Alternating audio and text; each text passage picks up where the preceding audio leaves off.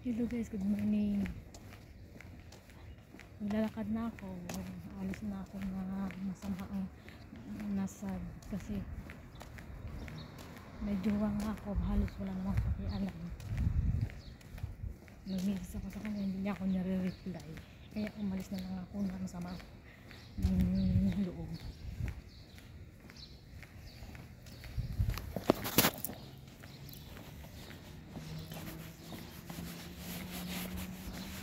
Tao nga ganyan, hindi na dapat pagkat hindi makakakan, nahirap ang tiwala talaga. Nahirap magtiwala sa mga lalaki. Puro paasa, paasa, paasa, silos ng silos, tapos iwan ka lang din pala, wala namang dahilan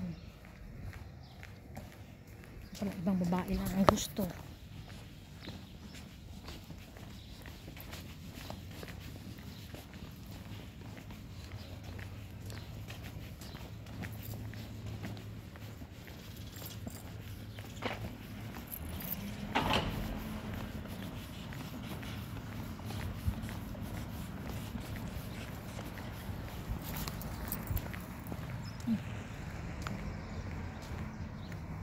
Tayo na makakahanap din ito.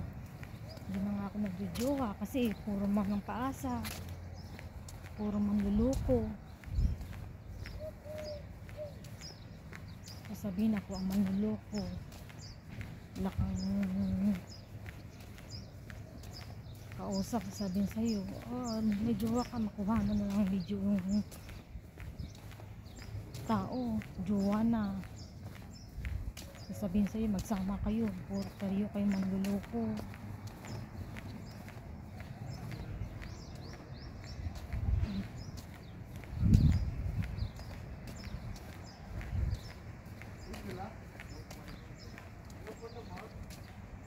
Diyos na ang bahala kung totoo man siya sa akin o hindi.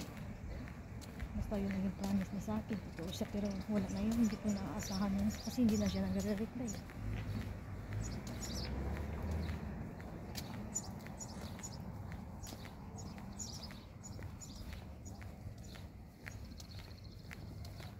Dati hindi naman siya ganyan.